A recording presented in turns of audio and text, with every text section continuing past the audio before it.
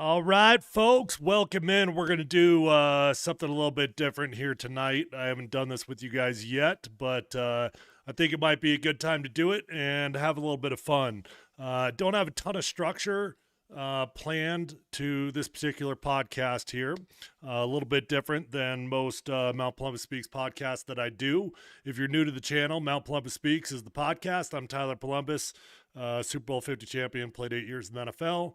I know most of you guys know me, but if there's anybody new, there's my resume. I usually put out all 22 film, coaches film after the Broncos games and go over that, do pregame, postgame analysis, and give you guys all my takes throughout the week on how I think the Broncos are going to do. But tonight, I'm going to do things a little bit differently, and we're going to keep this thing free-formed and flowing. So here's the idea. What are your questions? What are your thoughts? What are your concerns on this game? Then send it in no matter where you're watching, whether you're watching on X, whether you're watching on YouTube. You can send your comments, send your questions directly in on X or on YouTube, and it will populate directly on the screen, and I can answer all your guys' questions live in real time. Obviously, the more questions we get, the more fun that we're going to have, and I think I'll keep this thing going for as long as we're having fun. So if we don't get super interactive, maybe we'll go 20, 30 minutes. If it gets really interactive, shoot, I'll go till I'm out of energy or until you guys run out of questions. Listen, big matchup this weekend, obviously.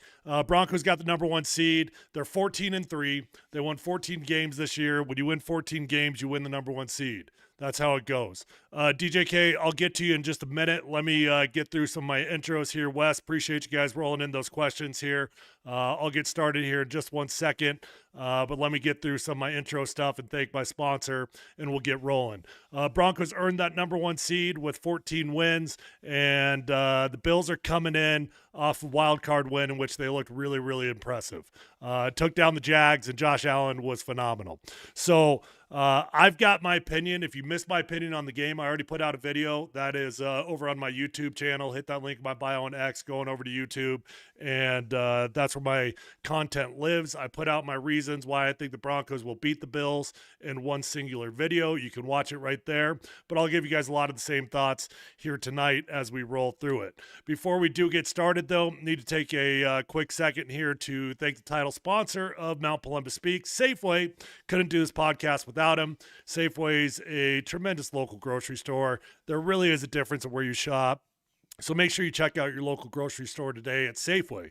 They've got fresh foods, local flavors. They cut their fruit fresh in store every single day, and they support local small businesses. So when you shop at Safeway, you are supporting local small businesses.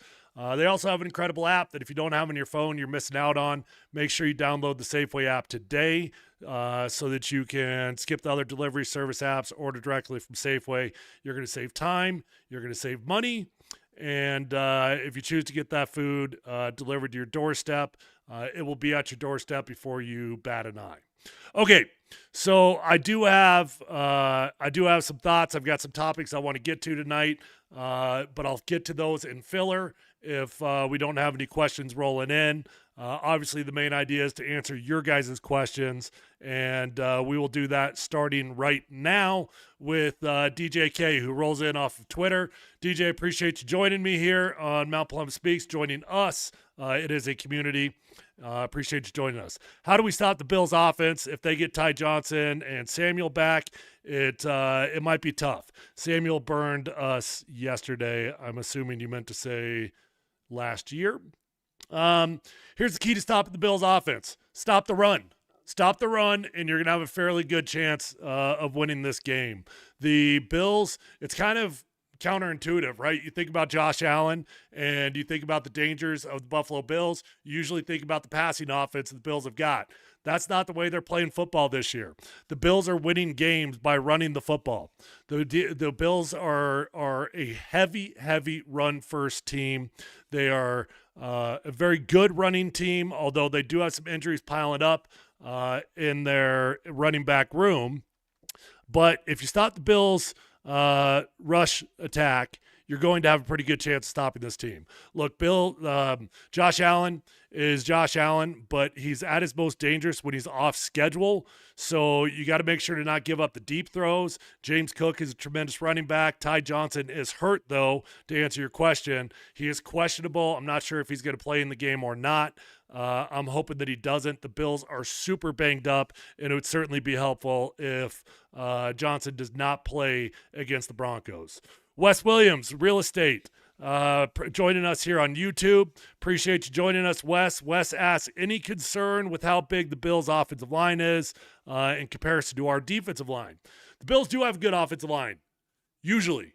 The Bills' offensive line, he's got a couple tackles that I really respect in Deion Dawkins and Spencer Brown. They're really good ball players. They've also got some good players on the interior. Generally speaking, I think about the Bills as a top 10 unit. Appreciate all these questions that are rolling in, guys. I will get to all of them. Be patient as I get to them. But that's the whole idea of this. Keep those questions rolling in. The Bills' offensive line is a talented unit, but they've had some bad games this year, actually. It's really surprising. Zach Allen has been tremendous in creating pressures this season, and Josh Allen has actually taken 40 sacks on the season. That is a career high for him. So you can get after Josh Allen. A lot of that is due to the fact that he will try to extend plays. So you got to maintain your rush integrity and stay gap sound when you're rushing Josh Allen. But I feel good about the Broncos pass rush. Nick Benito, Jonathan Cooper, Zach Allen in particular. I think there's going to be some opportunities there. And hopefully the Broncos can get some sacks. If they get a strip sack, that would be arguably the difference of the game in creating turnovers. Okay, Wes, I'll come back to you later. Media Critic says D-Mac is sensational. Okay, D-Mac's my partner on radio. I will take a sensational radio partner. If you don't know the radio show, it's PhD, Polumbus, Hastings, and D-Mac. We are doctors. Maybe that's Vic Lombardi's line, but I stole it. And it's 12 to 3 on Altitude Sports Radio. Make sure you guys join in. D-Mac is very, very talented at what he does. There's no question about it. Somebody asked me yesterday, total stranger, they said, so tell me your thoughts on D-Mac. So what do you mean? Are you trying to trap me? Are you trying to trick me into talking trash about my partner? I said he's really, really good at what he does. They said, yeah, but come on, he's got to drive you nuts, right? So, well, yeah, I mean, every now and then he's got a take that drives me nuts, but if you met the dude, he's one of the nicest dudes on planet Earth. You'd love D-Mac if you met him face to face. Sure, I don't always agree with all his takes, but D-Mac is incredibly talented at what he does, and you would love him if you met him face to face. Okay, Media Critic asks, is Josh Allen better than any player produced by CU? Ever? Probably.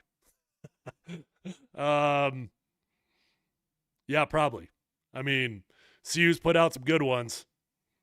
There's been some all-time greats, but Josh Allen is going to go down as a Hall of Fame quarterback, and a Hall of Fame quarterback, that's pretty high on the list. So congratulations, Wyoming, for producing a hell of a player. DJ says, thanks, Tyler. Appreciate your perspective. Keep this going. My family loves listening to you. Right on. Cool. We got a whole family business going on here. Denver Broncos for life, 303. Grill the Bills. Okay. Uncle Nighthawk.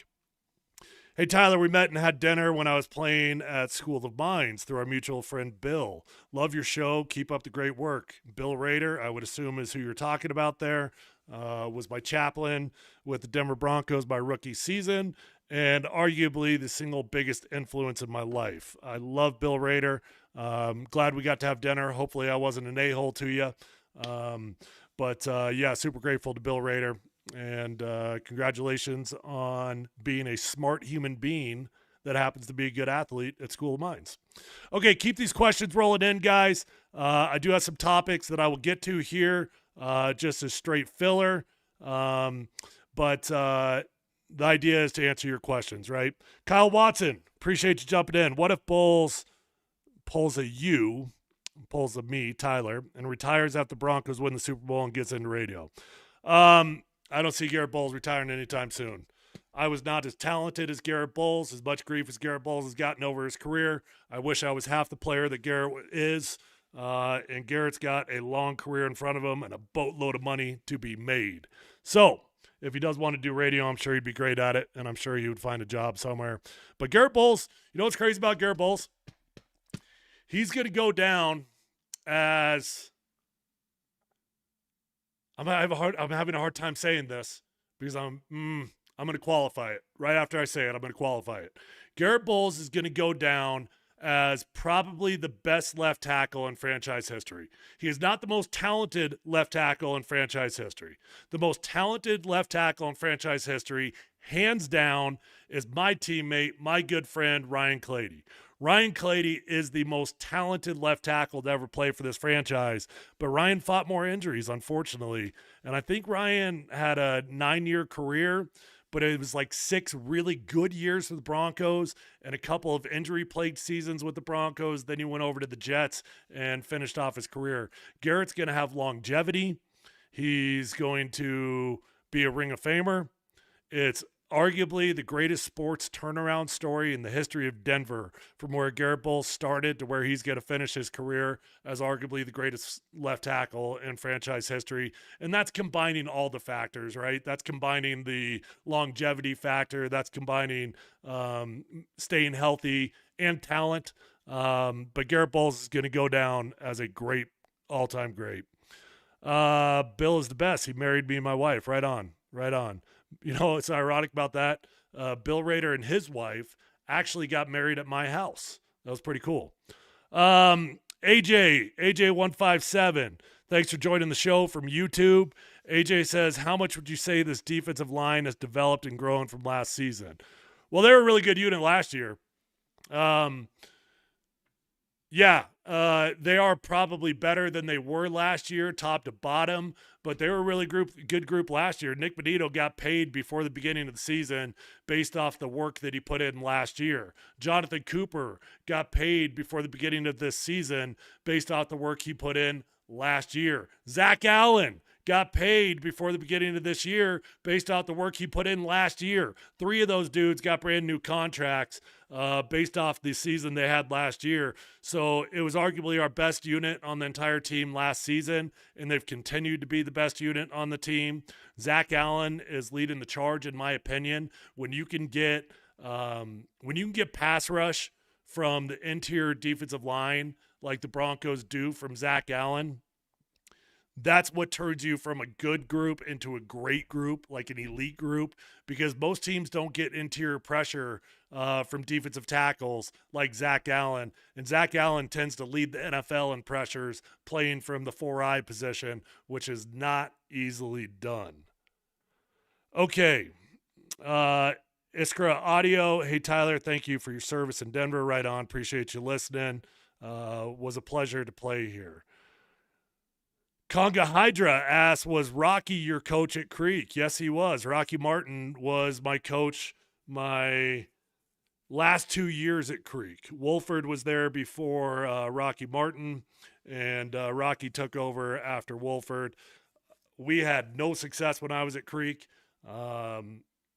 Probably like the worst era of Creek football ever. My freshman year, they won the state championship, and then when I was on varsity, we did absolutely nothing. Now Creek does nothing but win championships. Jimmy Smith, 1159, joining us from YouTube. Shout out to Jimmy. Thanks for being with us.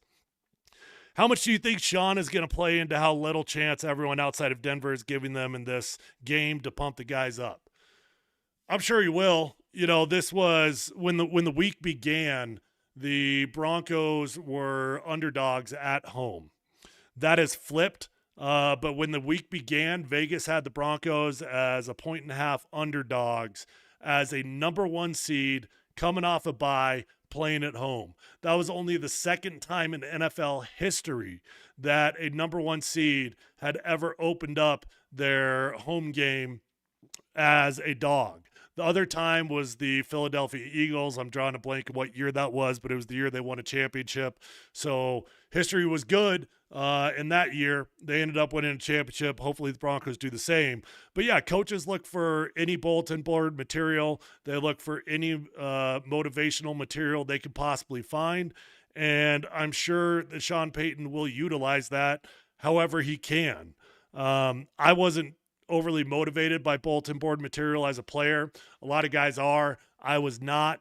But most coaches, matter of fact, all coaches would tell you they would rather be underdogs than be considered the favorites. It's just so much easier to coach and play when you're the underdogs than when you're the favorites. Someone asked, how tough is it for an offensive lineman to play on the road in the playoffs, specifically Mile High? Incredibly difficult. Offensive linemen are impacted the most of any position by playing on the road. When you go play in Seattle, when you go play in Kansas City, and when you play in Denver when it's loud. When Denver fans are at their best, it's one of the loudest stadiums in the NFL. But unfortunately, Denver fans have not had a whole lot of reason to get loud for the last 10 years. So for the last 10 years, it was not a great home field advantage, but it is right now. And when they are loud, it is difficult. Offensive linemen, it starts in the huddle. You can't hear the play. You're walking to the line of scrimmage. You're asking your buddy, hey, what's the play? What's the play? I didn't hear the play. You get up to the line of scrimmage. You got to identify the mic point. The center identifies the mic. You say, hey, is 56 the mic or is 53 the mic? I couldn't hear the mic point. If you don't hear the mic point, your block isn't going to be going to the right man. And then it comes down to the snap, right? And road teams in the playoffs in particular, I mean, it really doesn't matter, in-season, playoffs, whatever. Road teams have to utilize the silent count.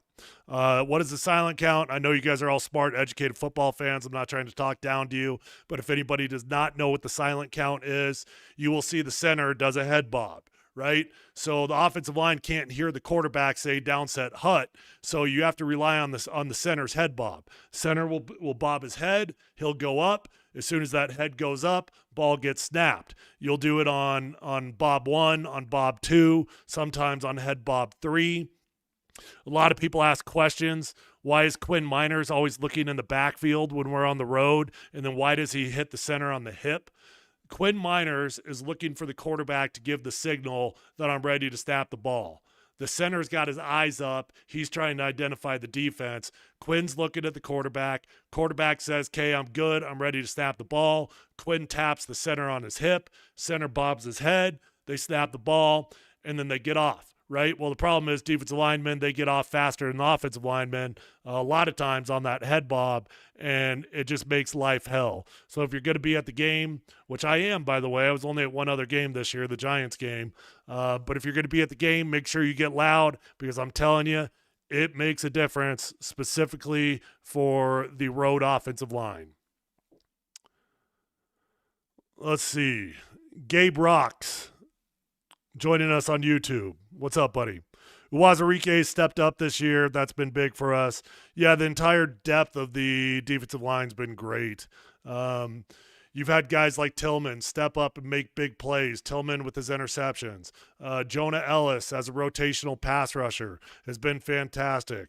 Uwazurike. Basically, starters through backups, the entire rotation on the defensive line has been effective this year, and there's no doubt about it that has contributed to the overall defensive success that this team has had. AJ asked if I've got any concerns with Alex Forsyth watching him the past few weeks. Well, let's just talk about the centers for a second here on this team. Alex played a lot of football for the Broncos last year. The starting center on this team is Sam Mustipher, but then Alex Forsyth got in there based off some injuries that Sam had, and I'm not quite sure what's going on now. But Alex Forsyth is a formidable center. Is an elite center? No, he's not elite, but here's the thing. Center is the least demanding position on an offensive line from a physical perspective. You can hide talent at the center position because they've got help on both sides of them. It's honestly hard to get beat as a center. However, it's the most difficult position on the offensive line from a mental perspective. So your center's got to be dialed in mentally.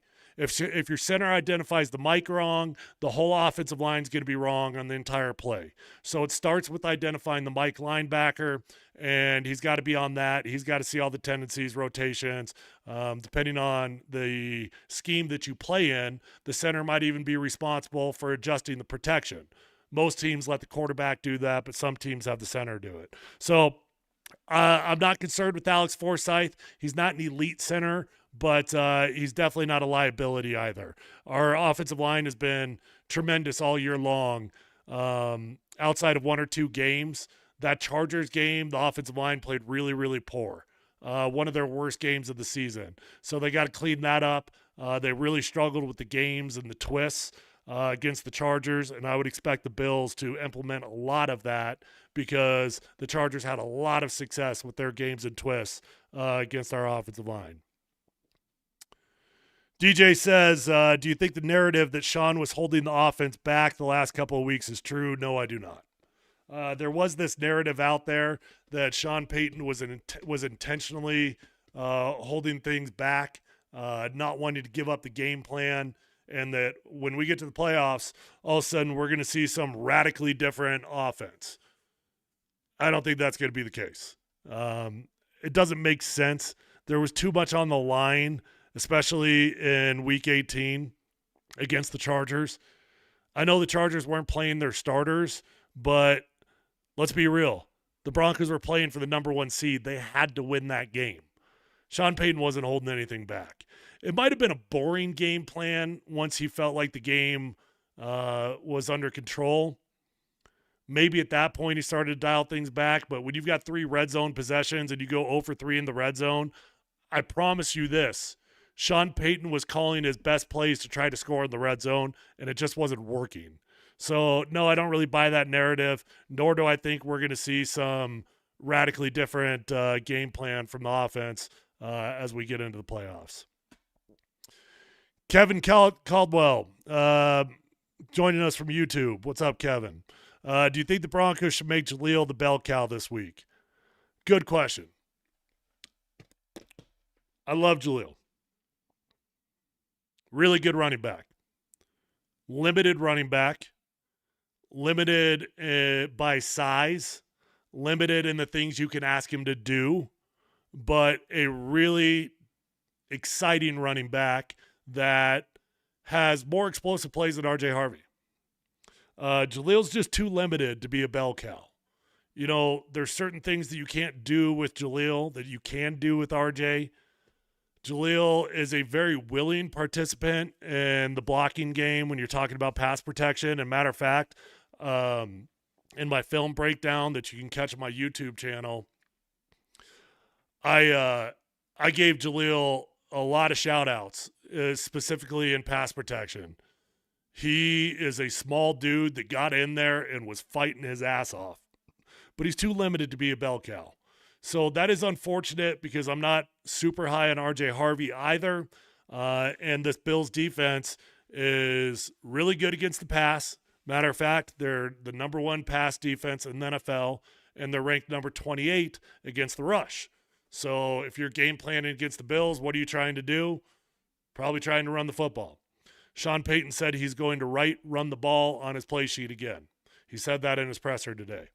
Did that last year. I forget what game that was. And despite it being written in all caps and Sharpie on his play sheet, he didn't run the damn ball.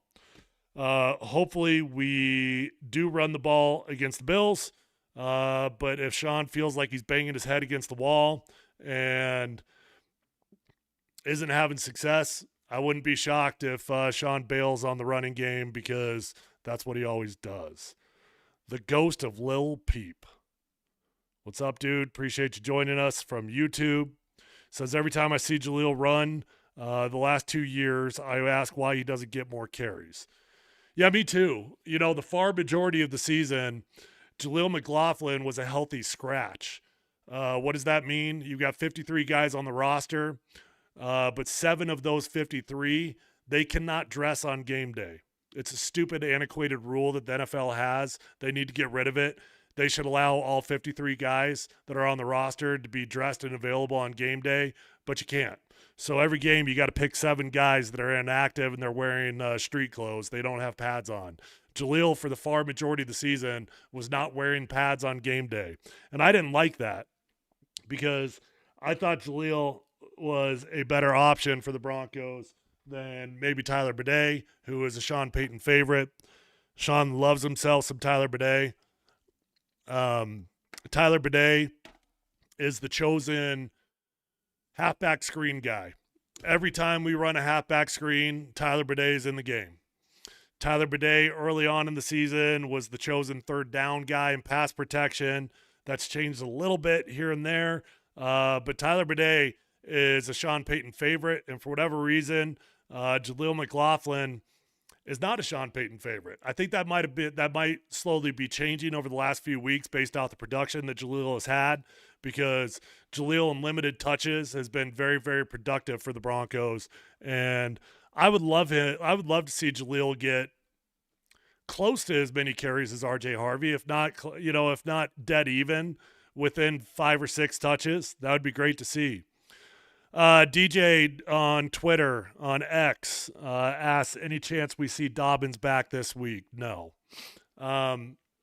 J.K. Dobbins did start doing some individual work on the side during practice this week, so that's a good positive start for him in his rehab and his process of getting back out on the field. The original prognosis for J.K. Dobbins was that maybe if the Broncos make the Super Bowl, maybe J.K. Dobbins would be available for the Super Bowl. J.K. was caught on camera.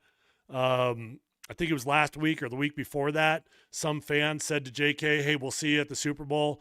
And J.K. said, you'll see me back before then. So in J.K.'s mind, he's trying to get back before the Super Bowl, but it's not going to be this week. J.K. Dobbins did not practice this week. He will not be activated. And I guess cross your fingers, hope and pray that some way he could be back next week if the Broncos win. I don't expect him to be back next week either.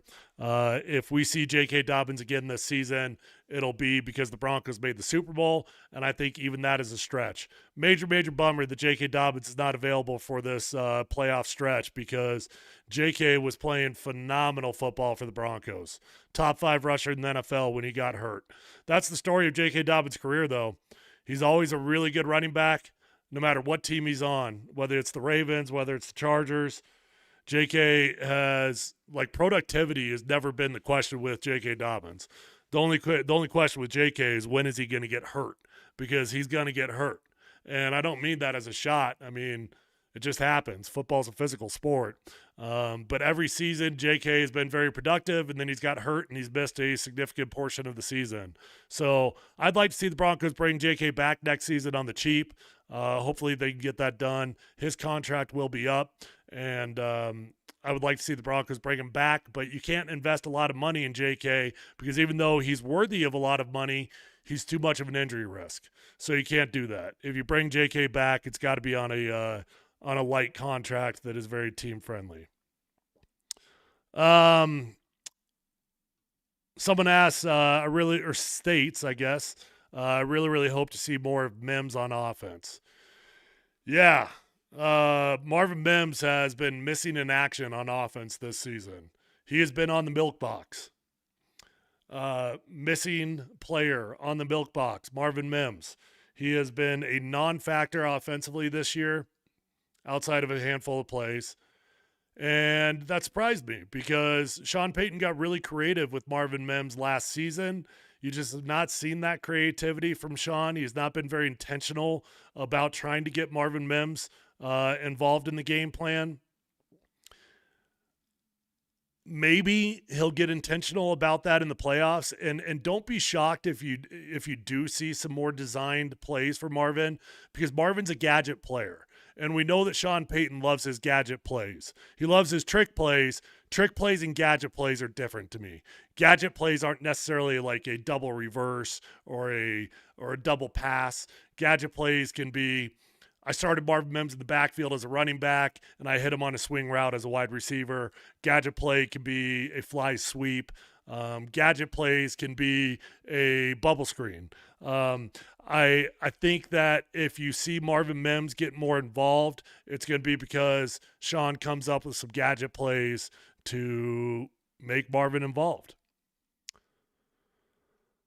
Okay. Just getting caught up on these messages here. Again, appreciate you guys joining me. I'm Tyler Polumbus. Mount Polumbus Speaks is the podcast. If you're new to Mount Polumbus Speaks, hit that link on my bio on X. I know that's where the far majority of you guys are watching. Going over to YouTube, that's where my content lives. You can find my all 22 breakdowns on YouTube. You can find all my videos on YouTube. My game prep videos, my game reaction videos, they're all over there on YouTube. And if I'm just being honest, shameless plug here, I'm really trying like crazy to grow my YouTube channel. So if you want to do me a solid and you appreciate the content I put out, if you could go over to YouTube, hit subscribe, like, and comment on this video.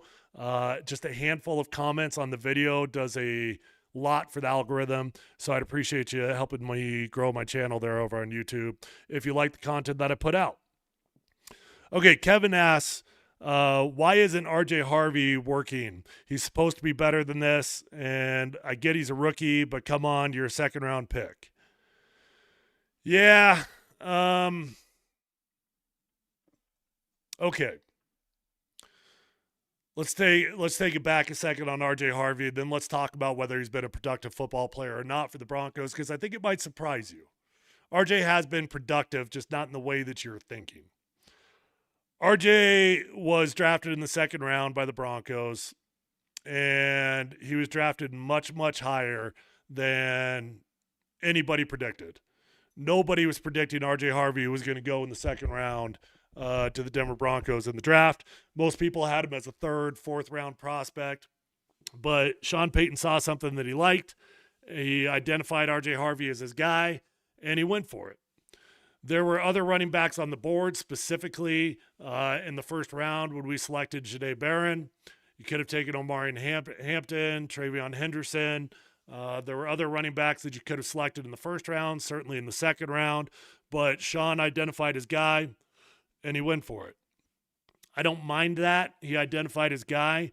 But I would agree, RJ Harvey as a running back has left plenty to be desired this season. But here's the thing. RJ Harvey's a football player, not just a running back. And RJ's been a great asset in the passing game. A really, really valuable asset in the Denver Broncos passing game. Bo Nix likes throwing the ball to him. RJ's got good hands. He's a good route runner for a running back, and he's made the primary bulk of his productivity. Words are difficult. I speak for a living. The bulk of his productivity has come in the passing game. He does need to get it going on the ground, and the Broncos desperately, desperately need to run the ball well against the Bills because the Bills have got the number one secondary in the NFL in pass defense, and they're ranked number 28 in rush defense. I'm not a genius. If I'm game planning against the Buffalo Bills, I'm thinking, hey, good opportunity to run the football. RJ Harvey needs to start coming along as a running back. I agree. Jimmy Smith, 1159. Haven't seen your name yet. Appreciate you joining on YouTube. Jimmy asked, do you think Justin Surtain gets more snaps over Alex Singleton with his main priority spying Allen? Or do you think Vance trusts the cage rush and the D-line pressure? All right, a few different questions in there. First off, huge fan of Justin Surtain. I'm a huge, huge fan. Justin went like 6 years on this team as only a special teams player, contributed zero on the defense. And then last year, based off injuries, he got thrust into the lineup, and he did a very, very respectable job. Justin is a tall, lengthy, rangy inside linebacker. He's good in coverage. He's good in the running game. And he's a smart football player. On top of that, if you ever are blessed to meet Justin Surtain, he's going to be one of the nicest human beings you've ever met. This is not a biased take because he's a nice human being. Justin Surtain has just been a very, very pleasant surprise for the Broncos. However, Justin's in a bad situation. Dre Greenlaw started practicing this week. It looks like we're going to get Dre Greenlaw back in the game. When healthy, Dre Greenlaw, Alex Singleton are your dudes. And that's a tough deal for Justin Strnad because he's playing good football. And when those two guys are healthy and on the field, he's got to take a step back.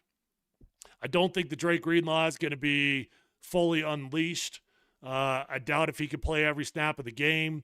So I do think that Justin Strnad's still going to play a lot of football. But I would imagine when he's playing more for Dre Greenlaw than he is for Alex Singleton. Alex Singleton is probably on the field for as many snaps as you possibly can. The other part of that question, do I think the Broncos will implement a spy on Josh Allen, or will Vance trust his cage rush and D-line pressure? I think a spy is overrated. I don't think it's as effective as most people think it is. There's a million different reasons. I won't bog you down with the X's and O's of it. It's boring football lingo. Bottom line is, spying the quarterback is not the answer that everybody always thinks. So if you want to have success, you're far better off having success with a four-man rush that boxes Josh Allen in. And I think we've got the dudes to do that. We've got a defensive line that you can count on a four-man rush, not having to blitz 5, not having to blitz 6 just to get home. I think we've got 4 pass rushers that can get home on their own. But then you say, okay, well, do we want a cage rush? What is a cage rush? You're trying to keep the quarterback in the pocket. So you're not going to see Nick Benito, Jonathan Cooper running the hoop, going over the top of the quarterback, trying to get strip sacks. They're going to run down the middle of their offensive tackle's chest because they're trying to keep the quarterback in the cage, right? So that takes away a lot of freedom from players like Nick Benito and Jonathan Cooper. But that doesn't mean it's the wrong thing to do. Matter of fact, I think it probably is the right thing to do against Josh Allen because you don't want him to kill you with your feet. Nicholas joining us on YouTube. What's up, brother? Years ago, I was able to get some of the confetti from Super Bowl 50 win. He was giving away at 104.3 The Fan, hoping that can happen again this year. Who was giving it away? Congratulations, that's cool. I've got confetti from that field myself. It's a hell of a keepsake. I don't know who was giving away the confetti. I don't remember that. But congratulations on getting Super Bowl confetti. DJ, could this be the game that we see Evan Ingram go off? We haven't seen that dynamic catch and run we saw in the last preseason game. You've seen a couple, not much. You haven't seen a ton of explosive plays from Evan Ingram, but there has been a handful. And Evan has been a quietly productive member of this team. Not an exciting, dynamic playmaker like we thought we were going to get. But Evan gets 5 or 6 catches every game. I'm not banking on Evan Ingram coming to life in the playoffs. I think we got a lot of evidence that he's getting older. And what we've seen in the regular season is probably what we're going to see in the playoffs. But Evan still does have some breakaway speed. Maybe not what it once was, but if you get him in the open field, he's got the ability to punish defenses. Jeff Woods joining us on YouTube. What's up, Jeff? Hey, Tyler, go Broncos, go Broncos. Do you think Vance has a well-prepared plan to contain Josh? You started answering this as I was typing it. Yeah, I did talk about that a little bit, but I think the Broncos have had success against mobile quarterbacks. Now, here's the thing about Josh Allen, and this is going to sound counterintuitive, and you might think I'm an idiot. I don't think Josh Allen's going to beat us with his feet in the open field. Red zone, lower red zone, that's a different story. He is a freaking weapon in the red zone with his feet. In the open field, he's a weapon as well, right? But Josh Allen, when he's at his best, it's those off-schedule throws where he beats you over the top for a 40-yard bomb. And that's what you can't give up when you play the Bills. You can't give up those off-schedule throws. So you got to get home with your pass rush, and you got to stay true as a defensive back. I'm more concerned with Josh Allen beating us with his off-schedule throws than I am with him running around in the open field. I think you can live with Josh Allen picking up 3 or 4 runs for 12 to 15 yards. Obviously, it's not ideal, but I don't think that's going to kill the Broncos as much as the off-schedule throws can. Red zone, though, that's a different story. You better have a freaking plan for stopping Josh in the lower red zone with his feet.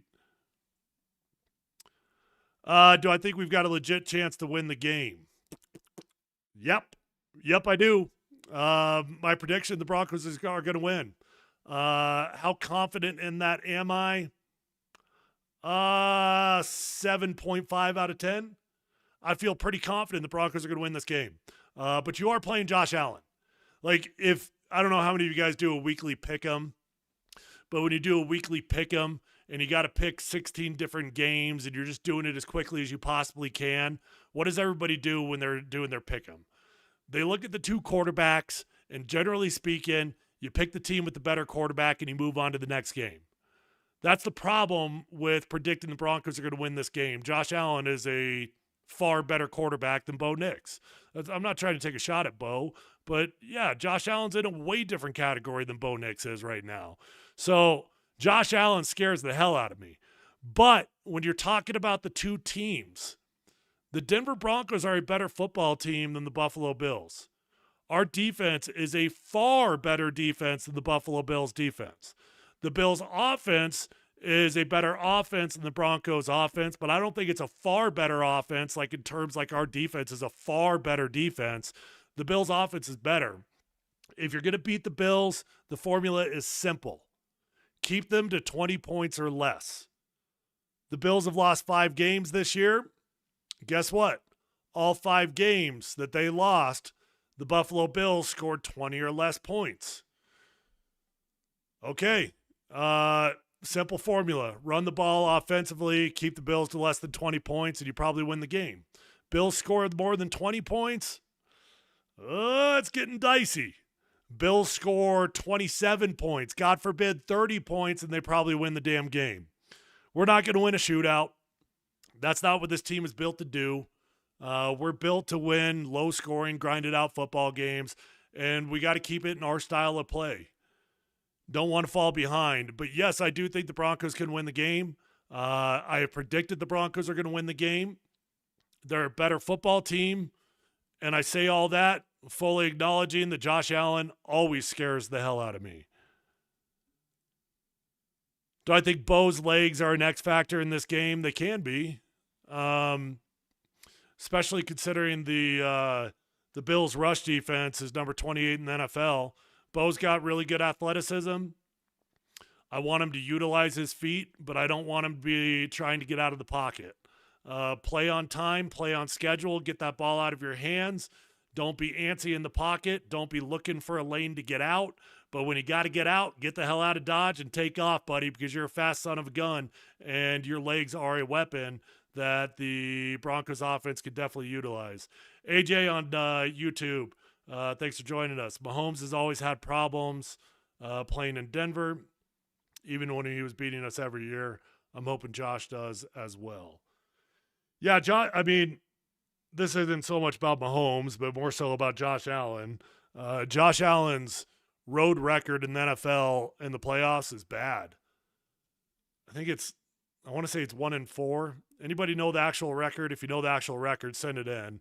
I think he's 1-4 on the road in the playoffs. Maybe he's 0-4. Is he 0-4? It's something like that. But if you think about it, how many of those games did he have to play Patrick Mahomes in Kansas City, right? So is Denver as much of a home field advantage as Kansas City? I mean, in terms of crowd noise and overall environment, yeah, it is. But Bo Nix is not Patrick Mahomes. Yeah, so he's 1-4. Only win was last week. Okay, that makes sense. Yeah, Josh Allen's only win on the road was last week against Jacksonville. And he played great against Jacksonville, didn't he? He played really, really good. Wes, so weird to hear you say that we're going to have to win a low-scoring, grinded-out style kind of game when Sean bails on the run so quickly. When I think of grinded out, I think of running the ball. Yeah, well, that's why Sean Payton said at the podium this week that he's going to write run the ball in all caps at the top of his play sheet because Sean Payton knows he's got to run the ball, and Sean Payton knows what kind of football team he's got. The only question is, will Sean be true to the game plan or not? Since you played in the league, how much will home field and altitude factor in? I think I've answered that a bunch, but yeah, of course, home field's going to play into it, and it's the biggest reason why I think the Broncos are going to win this game. If the Broncos had to go play the Bills on the road, I would have a different tune. I would not think the Bills would win, or I would not think the Broncos would go on the road and beat the Bills in the playoffs. We're not ready for that. But we do have home field advantage. You worked hard to get the number one seed. You won 14 games to get that number one seed, and it does factor into the equation. The home field advantage is enormous, and I think it's enough to tilt this game in favor of the Broncos. Is there anything to the concept of playoffs and chips favor championships, favorite defenses? He goes on. I'll just answer the general question. Yeah, for sure. I mean, here's the thing, though. Defenses, like elite defenses, can win one-off Super Bowls. I was obviously a part of one. In 2015, we had an elite defense and a pretty marginal offense. I was on offense, I can say that. I won a one-off Super Bowl with an elite defense.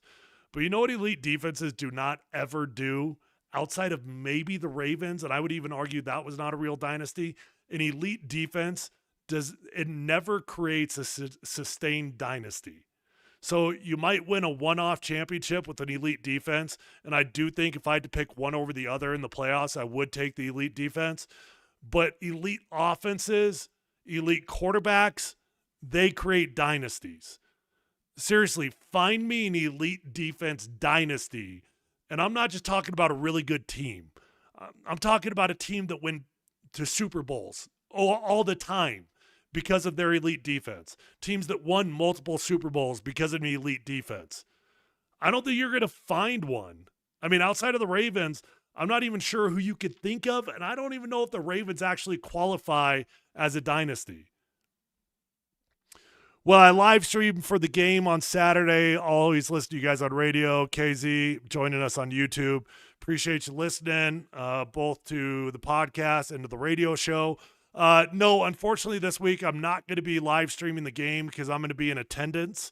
I will be at the game, so I won't be live streaming, but I will be with you guys after the game. I'll get on as soon as I get home and give you guys my thoughts on the game, give you a recap, and then by Monday, I'll have the all 22 coaches film out, and we'll break down the film and see what went right, hopefully, and God forbid, if they lose the game, we'll take a look at what went wrong.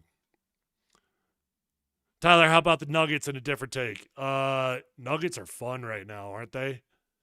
Nuggets are weathering a storm that nobody thought they were going to weather. At one point, they had all 5 starters out, and they're finding ways to stay competitive, win games, and it's all because of Payton freaking Watson. Payton Watson has been phenomenal. Payton Watson is making a case to be a full-time starter on that Nuggets team, but we're not here to talk about the Nuggets, so I will move on. What else we got here? Do you think the team knows their identity, and what do you think it is? Yeah, I think so. I mean, what is their identity? Really strong defense, borderline elite defense, win close games, give fans a panic attack and a heart attack, make the games look ugly, but you win. I do think that is an identity.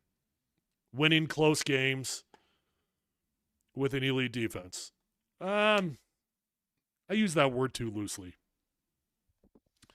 I don't know if this Broncos defense is elite, but they're damn good. If this Broncos defense can go on a run in the playoffs, they can be elite. As of right now, I'm just going to put them in the damn good category.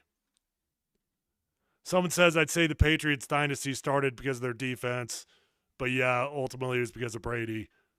I guess. If you want to say it started because of their defense, I guess. But yeah, of course the Patriots dynasty was because of Tom Brady. Are you asking my least favorite team? Let's see. I played in the AFC West. I played in the NFC West. I played in the NFC East. Obviously, I'm a Bronco. Obviously, I'm a Bronco first and foremost. I'm Denver born and bred. I'm a local. Went to Cherry Creek, University of Colorado. So if I had a favorite team, of course, it's going to be the Broncos. Um, I grew up during the Raiders rivalry, and that was awesome. But I don't hate the Raiders like I hate the Chiefs. Yeah, I hate the Chiefs. I really hate the Chiefs. I really freaking hated the Patriots, though. And a lot of that was due to the fact that they were good, of course. But more of that was because I hated Josh McDaniels with a passion, and the Patriots represented Josh McDaniels.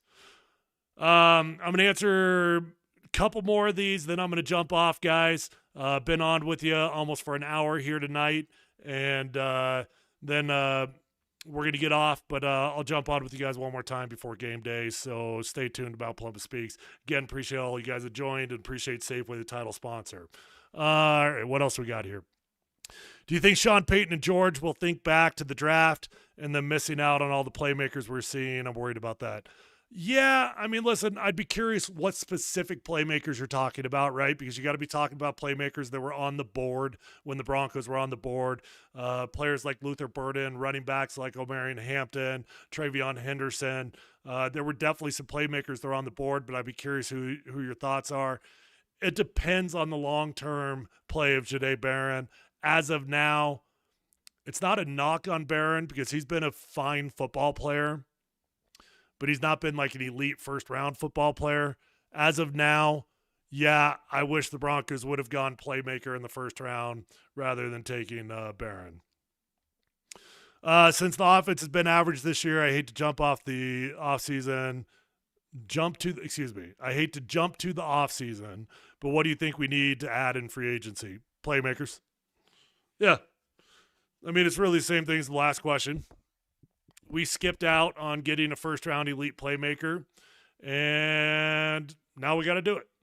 We need an elite tight end. We need probably an elite running back. We need an elite wide receiver. We need all those things, unless R.J. Harvey develops into an elite running back. You're still going to need the tight end, and you're still going to need the wide receiver, though. All right, I think I'm going to call that a night, guys. If you're new to Mount Polumbus Speaks, and I know the far majority of you guys are watching on X, hit that link in my bio, going over to YouTube. That's where my channel lives. Make sure you subscribe to YouTube, and you can find all my content over there. I love hanging out with you guys. I won't be live streaming this weekend, but I will be with you by the evening time and giving you my thoughts, and we'll do the film after that. Thank you, Safeway. Thank you to all you guys made this. This is great. I've never done a Ask Me Anything like this for my podcast. It's usually a more structured format, but this is actually super fun, and it makes it super easy on me, quite frankly, because I don't have to think about anything. I just jump on and answer your guys' questions. So I'm planning on doing this again. Maybe we'll do it weekly even. This is great. Appreciate all the interaction from you guys. Let's stay in touch. I'll be back with you.